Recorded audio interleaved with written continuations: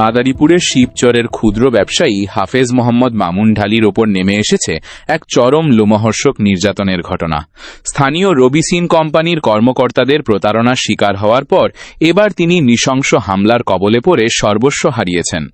অনুসন্ধানে জানা যায়, কিছুদিন আগে রবিসিন কোম্পানির স্থানীয় ম্যানেজার এবং বিক্রয় প্রতিনিধিরা মামুন ঢালির সাথে প্রতারণা করে একটি বড় অঙ্কের অর্থ আত্মসাৎ করে।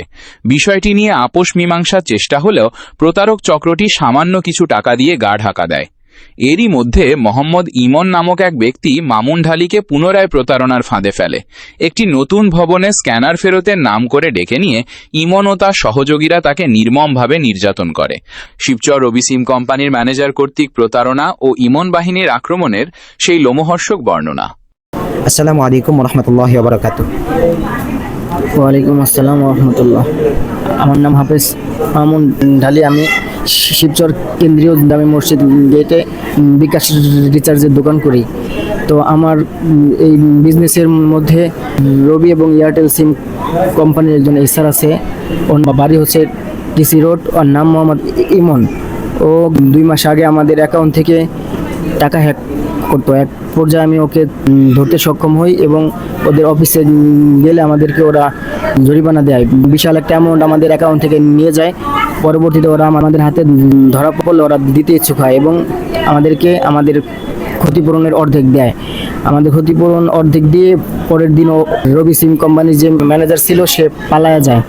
তার পরবর্তীতে 2 মাস এই সিম কোম্পানি অফ থাকে। অফ থাকার পরে 2 মাস পরে সেই যেই রবি এয়ারটেলের এসআর ছিল ইমন, সে আমাকে ফোন দেয় যে ভাই, আপনার তো একটা স্ক্যানার ছিল আমার কাছে, তো এখন তো আমি আর সিম কোম্পানিতে চাকরিতে নাই, তো আপনার স্ক্যানারটা আপনি নিয়ে যান।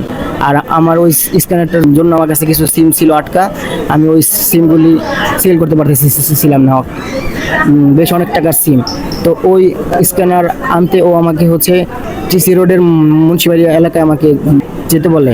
তো আমি ওকে বলছিলাম যে আপনি এসে দিয়ে যান। পরে ও বলে কি না, আমি তো বাজারের ভিতরে ঢুকি না, আপনি একটু কষ্ট করে আইসা নিয়ে যান।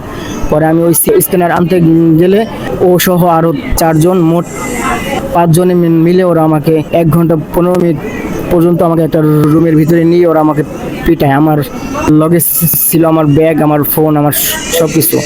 ওরা আমার ব্যাগ সহ, আমার ব্যাগের ভিতরে ছিল 2.5 লক্ষ টাকা। ওরা আমার কাছ থেকে 2.5 লক্ষ টাকা নিয়ে যায় এবং আমার ব্যাগ সহ সব কিছু ওরা নিয়ে যায়। তো এর পরে আমার ফোনের মধ্যে যে বিকাশ নগদের যে সিম আছে, ওই সিমের পাসওয়ার্ডের জন্য ওরা আমাকে 1 ঘন্টা 15 মিনিট পর্যন্ত আমাকে নির্যাতন করে। ওখানে স্থানীয় কিছু মহিলা এবং ছোট ছোট পোলাপান এই বিষয়টির দেখছে। এরা 1 ঘন্টা 15 মিনিট পর্যন্ত আমাকে ঘুষি, লাথি এবং চট থাপ্পড় আমার কাছ থেকে আমার বিকাশের পিন কোড, নগদের পিন কোড নিতে, কিন্তু আমি কিছুতে ওদেরকে পিন কোড দেইনি। পরবর্তীতে মুন্সিবাড়ি মসজিদে যে ইমাম সাহেব, সে মসজিদের নামাজ পড়তে আসলে এলাকার ছোটো ছোটো পোলাপানের কাছে শুনে সে আমার ঘটনাস্থলে আসে। পরবর্তীতে আমাকে ওখান থেকে উদ্ধার করে নেয়। তো আমাকে উদ্ধার করে নিলে সেই হুজুর আবার এলাকার স্থানীয় মাওলানা শাহ আলম হুজুর স্থানীয় হওয়াতে সন্ত্রাসীরা তাকে দেখে ভয় পায়। ভয় পাওয়াতে আমার ফোন, আমার ব্যাগ আর কি আমার সব কিছু আমাকে দিয়ে দেয়। কিন্তু আমার ব্যাগের মধ্যে যে হ্যান্ড ক্যাশ ছিল হচ্ছে 2.5 লক্ষ টাকা, সেই টাকাটা ওরা নিয়ে যায়, ওইটা দেয় না। ওরা বলে হুজুরকে যে এখানে কোনো টাকা পয়সা ছিল না। আমার ব্যাগ থেকে 2.5 লক্ষ টাকা ছিল, এর মধ্যে অনেক 2 লক্ষ ছিল হচ্ছে একদম 500,000 টাকার নোট, আর বাকি 50,000 ছিল হচ্ছে খুচরা টাকা। ঠিক আছে, এগুলি ওরা নিয়ে গেছে। ওরা আমার ব্যাগে 1 টাকাও রাখে না ওরা। পরবর্তীতে আমি ঘটনাস্থল থেকে আসি। এরপর আমি হচ্ছে আইনের আশ্রয় নেই। অভিযুক্ত যে একজন ব্যক্তি ইমন, তাকে আপনি চিনেন বলতে দেখেছেন, তার কোনো ছবি আপনার ফোনে সেভ আছে কিনা, যাতে করে আমরা আমাদের দর্শকদের দেখাতে পারি? একটু কষ্ট করে দেখান। জি, এই যে ইমন, দেখে রাখেন। এই অভিযুক্ত ইমন, তাকে যে 5-7 জন মিলে ডিসি রোড, শিবচর ডিসি রোডের এক গদিতে তাকে নিয়ে যে শারীরিক নির্যাতন করা হয়েছে, তো অভিযুক্ত সেই 4-5 জনের মধ্যে স্থানীয় একজনের নাম ইমন। তার ছবি আপনারা দেখতে পাচ্ছেন। আমি যদি বলি যে এখন এই লোক কোথায় আছে, আপনার জানা আছে? জি, উনি হচ্ছে গতকালকেও সে হচ্ছে এলাকায় ছিল। যে হুজুর আমাকে ঘটনাস্থল থেকে উদ্ধার করে আনে, সেই হুজুরকে হুমকি দিছে যে আপনার জন্য ও আমাদের হাত থেকে পেয়ে গেছে, আমরা ওর কাছে 65,000 টাকা পাই, এটা আমরা উদ্ধার করতে পারি নাই, ঠিক আছে আমরা আপনাকে দেখে নেব আর কি ভাষায় হুজুরকে থ্রেড আর কি, মানে হুজুরকে মারবে এরকম হুমকি দামকি দিছে। হুজুরকে মারার হুমকি কে দিয়েছে? যে অভিযুক্ত রবি সিম কোম্পানি যে এসআর ছিল মোহাম্মদ ইমন ও। প্রিয় দর্শক, এ ঘটনায় সন্ত্রাসী ইমনের সহযোগী হিসেবে যারা যুক্ত ছিলেন ভুক্তভোগী মোহাম্মদ মামুন ঢালি তাদের ও তাদের পিতার নাম একটি ভিডিও বার্তায় তুলে ধরেন।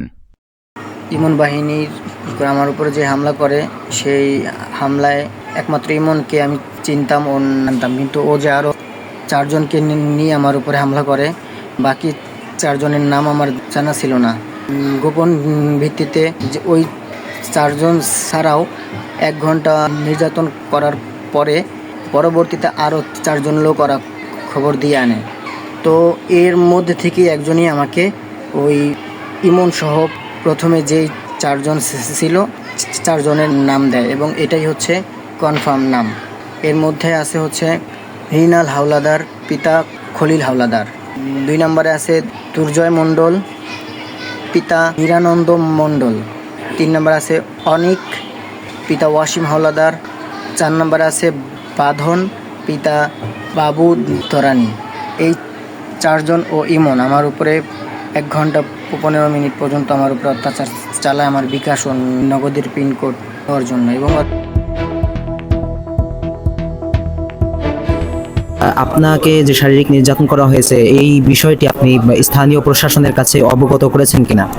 থানায় আমি একটি অভিযোগ করেছি, সেই অভিযোগের ভিত্তিতে শিবচর দারোগা মোহাম্মদ রফিকুল ইসলাম সে বিষয়টা তদন্ত করতেছে। এই ঘটনায় অভিযুক্ত ইমন বাহিনীকে থানায় হাজির হওয়ার জন্য নোটিশ পাঠালে তারা আজ না কাল আসব বলে সময় পার করে পালাতক রয়েছেন। এমনকি স্থানীয় রাজনৈতিক নেতাদের ডাকেও সাড়া দিচ্ছেন না কেউ। গতকালকে হেমায়ত খার অফিসে আসতে বলছিল, কিন্তু ও আসে নাই। আর ওর লগে যে সমস্ত পোলাপানা ছিল, ঠিক আছে, ওরাও আসে নাই। শুধু ওর মা আর ওর চাচা, ঠিক আছে, সেই আসছে। কিন্তু গতকালকে ও আর ওর সহযোগীরা আসে নাই, দেখে বিচার হয় নাই। গতকালকে বলছে যে ওরে নিয়ে, ওর সহযোগীদের নিয়ে আজকে আসতে বলছে, আজকে মাগরিবের পরে বিচার হইব।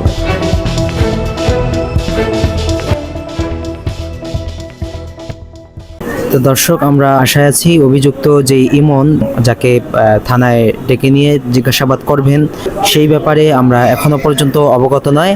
আমরা পরবর্তীতে দেখব যে প্রশাসন তাকে ডেকে নিয়ে এই ব্যাপারে কি সিদ্ধান্ত দেয়, সেই বিষয়টি কিন্তু আপনাদেরকে পরবর্তীতে আমরা জানাবো। ততক্ষণে আপনারা অপেক্ষায় থাকেন।